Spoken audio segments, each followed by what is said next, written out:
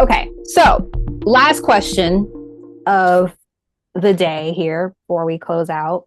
Have a question that's very specific to you. And that is, how can showing gratitude transform the part of ourselves, the ego, that resists growth?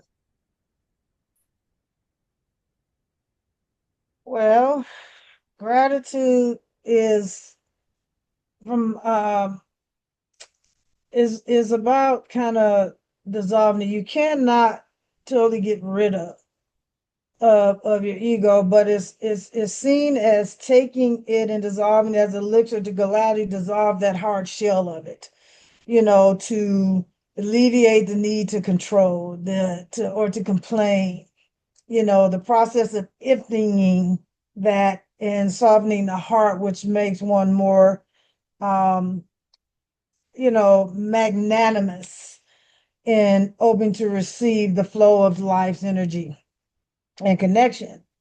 And so when you're looking at that, and flow is huge, is to get in alignment in your life and dissolve the need to control, because there's things that, even example for me, that I forced. And forcing something doesn't necessarily serve you, and you do pay the penalty. And sometimes making that happen when everything else is telling you not now or no. It's like, if you can make an example of friendships and that, purposely, that have been, and then when they go into relationships, it's not necessarily how that was supposed to go down. Um, Mm. and understanding that looking and being grateful for what you have, for what you achieved, and what you have in the present is aligning you to actually, and is manifesting without you knowing it, whatever it is that you desire in the background. You just have to be patient. You just have to trust. You have to truly believe, and you have to let go. It's just like an artist. An art piece does not have, some of them can happen in a day if you spend a day, but some things take time. And when you look at a piece that might run, or that someone would pay 10 grand for, that piece didn't happen in one day. So you can't control outcomes of something great that's being already manifested in that for you, because not everything's seen. Because everybody say seen, you have scientists, if they can't see it, they can't believe it. Well, I'm that combination of both. And so I understand the greatness of a higher power creator. I choose to use God not by man's standards, or that man says this, or understand it in that way, but you call that higher power of the universe however you want, because there's something much powerful than yourself that's guiding and doing and understanding and trusting that dynamic, um, that there's more to you than you can see. And I always use, people say you can see the wind. Well, no, you can see that it blows something. And not unless, of course, we're so intelligent that you get a device that you have to see it. But by the naked eye, you don't really see the wind. You feel it and you know it's there. You don't necessarily have to see it, to know that it's present. And so you have to understand not everything is seen in order to believe it. It exists. And we've come to find that out. I don't see what's going on in my body, but because I know what I know and what I've seen through microscopes and things of that nature, of my cells, of my what goes on within, under this skin. Okay. And to know that you don't have to see it to believe it. And then most of the time we experience it and we ignore our pains that are trying to tell us that we need to shift, that we need to make a change, so we don't have to feel the pain or the dysfunction that's going on, because we have a lot to do with it. So you have to shift and be aware of the ego's control, and the illusion of that, and come into understanding, that, and shifting, and the need to control everything. You don't need to control everything. Mm. continue to be aware to shift um that egoic state, because dissolving the ego I have a being question. excellent. What, like, Okay. what's a realistic way of, like, how would you do that? Like, what's a simple practice that someone could engage in to like get to that level of, I guess, awareness, Well, recognition? it it's just like coming here. It's acknowledging and continuing to grow as a person, and like, is to, and now as you grow, some things aren't exactly what we think we need help with. And sometimes that growth is kind of doing that work, sitting down, like we were talking about, and asking ourselves those very questions and looking at what is it that we're trying to control that's not kind of going the way we want to, because we're trying to force it, and to become aware of when we're trying to force that. And it has to be learned. And like, it's just like, and helping people get to that point. And when you're having conversations interactive, like me as a coach and coming there, is how I can identify that for you when it's said, and have you have the aha moment in a minute. So as you continue to grow and you continue to be out in the world and continue to train your brain to become aware of that, when the ego is forced, and it's just this knowing of force that come when you are choosing to change. And when you choose that, everything begins to shift, and having a guide can help that happen for you and with you, to help you see what you can't see. And I've known to help people see what they can't see. And before I knew it, I was just told that, so I see the other things that people don't see, I see in themselves. They become aware of the whole pattern of this and that, and the drama that comes up in the day, and understand that your energy flow, or your frequency is attracting that, and how to be aware so you can shift it. And then there's boundaries. There's so much that comes into play so you can get aligned. And that means getting into and being aware of how your ego is actually playing a part in your life dynamic. Hmm. I think that's a really good point about like how a lot of times when we're in the middle of it, we can't see everything that's going on, right? Yeah, Because sometimes you may have so much coming at you that you can only see like what's right in front of you, and you don't know what's like on the side or even like right behind you, where it's like you see this ahead, and the exit may be behind you, but because everything's coming at you and you're choosing to look this way, that's your perspective. And it is so helpful to have someone help you to feel safe enough, because I think the whole goal of coaching that I've come to realize of a really powerful coach that helps support change in your life and empowerment is they hold the space for you to breathe in and feel safe to turn around and really like take in the whole picture. It's like, hey, I'm here with you. Let's take a look to the left here. What do you see there? Let's take a look to the right there. How about we look behind you? What do you see? Right. yeah, yeah, So, but it's helpful to have somebody to kind of support you and to see, to be able to see from a different perspective, because they're not in it per se. They may be able to relate as well because yes, they've have had similar life experiences, and they realize like the power of taking in the full room, and not just having blinders on looking ahead. But sometimes yes, it's also really hard to feel like you can do anything more than what you're doing right now. So it's nice to have that support. So I like yeah, that you mentioned that, yeah, because the need for none of this, support.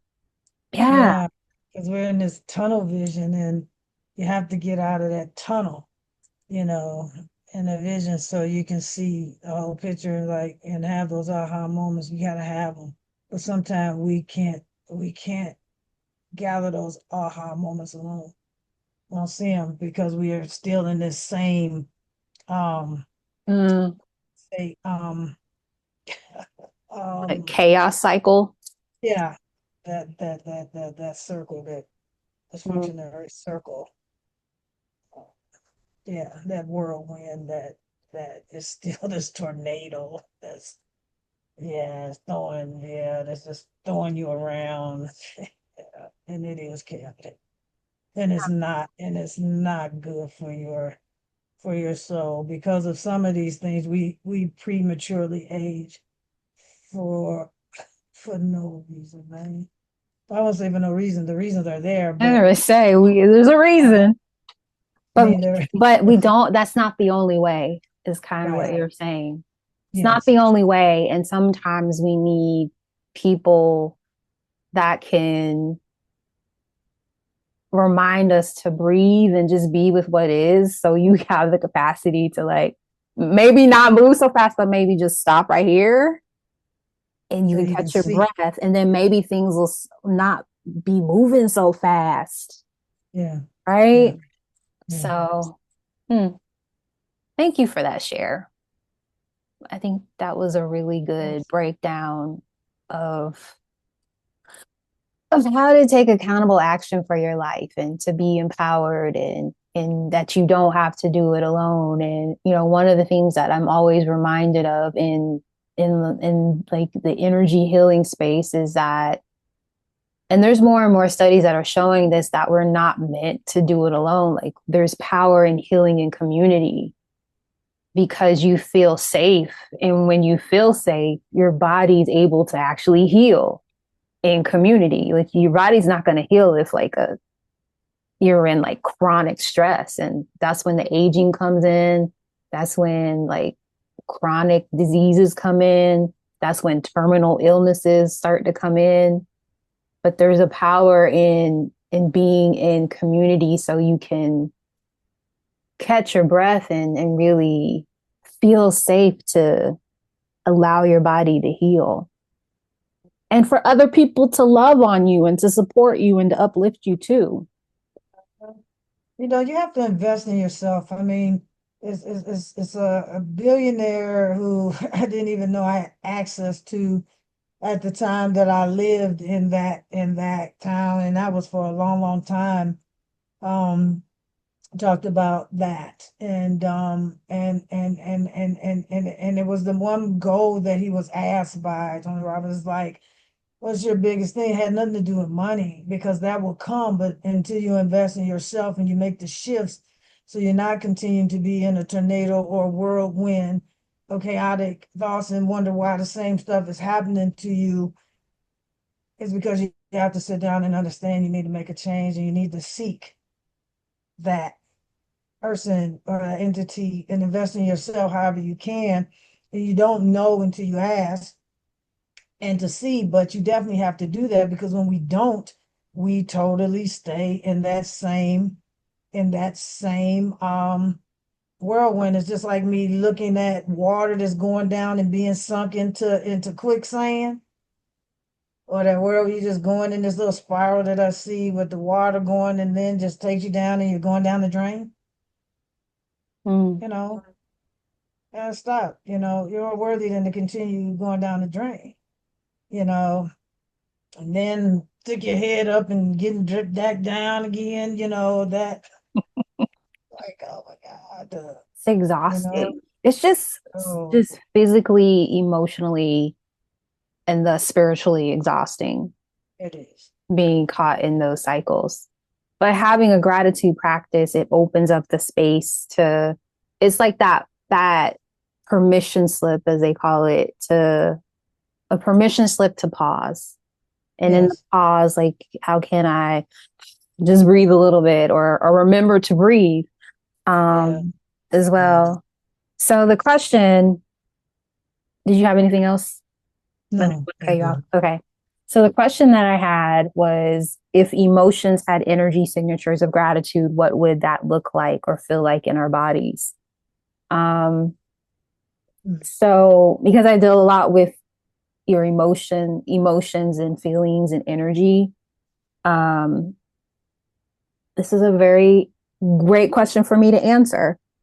So when we look at like gratitude is really an embodied experience. And wasn't that one of the laws of being human? What's that? Gratitude? Embodiment. Embodiment. Yes. Yes. Yes. Okay, Embodiment. so I'll link that episodes for you to dive deeper into like the what the law of embodiment means. And so gratitude helps you to The tap first one. into that law of embodiment because it it gives you the space to be embodied internally and to be with your body because we're always feeling no matter where it falls onto the scale. And we're feeling beings, something you feel, we can feel in our physical body and in our energetic body. And so it's really important to have a sense of like how you're feeling into your life, right? And so how I would guide people in getting clear on what their signature is around like their energy signature of gratitude is to tune into your body. And I know some people are like, well, what does that mean? That seems like I don't understand what that means. Um, so I'll give you an example. And I always like to use colors and texture, asking and just like tuning into your body, breathing in, and just like asking yourself, like, what does gratitude feel like in my body? Do I feel it anywhere in my body? Do I feel, and then asking yourself, when I think of gratitude, do I feel any restriction or contraction? And just noting that. So you become more connected to your body.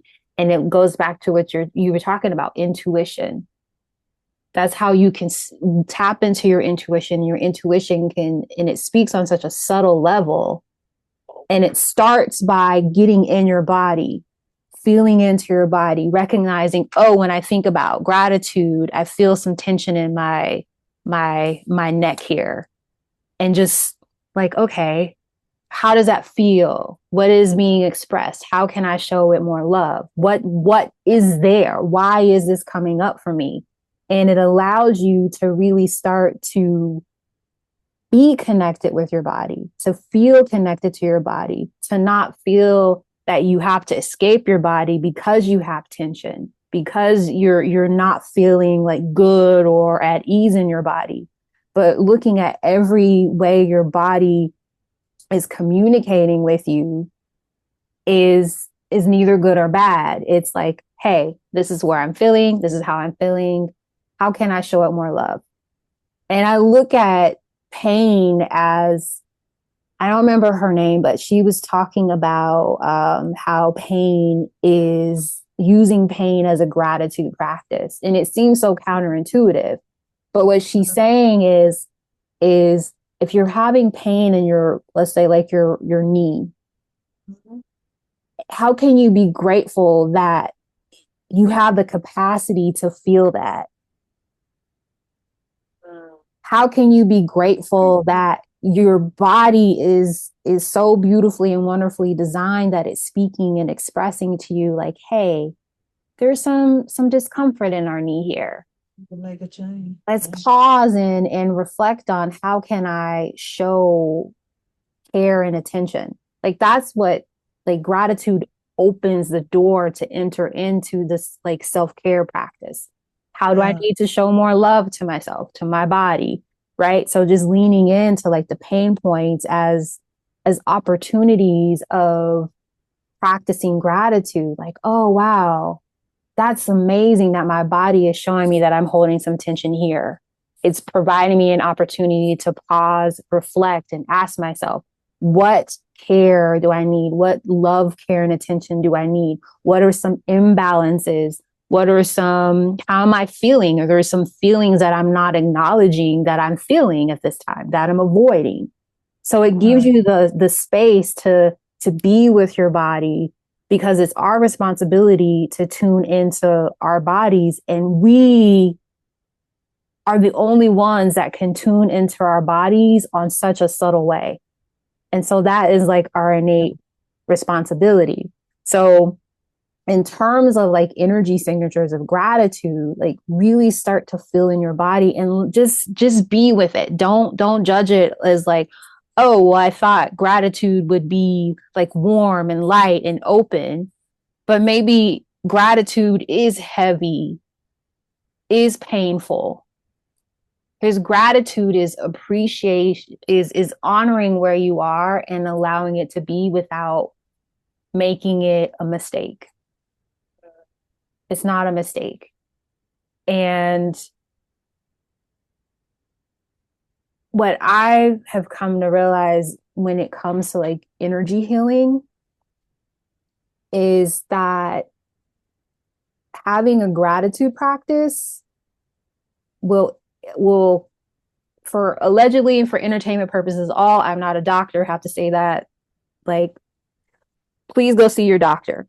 But what I have seen with myself and other clients and like other energy practitioners is by appreciating and being so grateful for like having certain pains in your body and celebrating and honoring it, it moves. I've seen it just move instantly versus fighting it. So it's giving the body the space and just really honoring, because I think we as humans, we need that space to be honored and to be witnessed. And through having that gratitude practice, expressing our feelings, being honest about how we're feeling, it calms our nervous system down from that fight or flight state into a state of, okay, I feel this way, it's okay, and we can manage this. But you can't manage what you don't measure, and that's being honest in acknowledging how you're feeling into your life. So that's how I look at emotions as energy signatures of gratitude. And I have found like having a gratitude practice and being grateful that, oh, I have this pain. Just being grateful that your body is communicating and expressing to you because it loves you so much that it wants you to hear what it has to say, because you have the capacity to shift that in your body. But you have to choose to. That's the thing about these practices. You have to choose to engage in them and be consistent in doing that. Yeah, yeah, yeah, So definitely.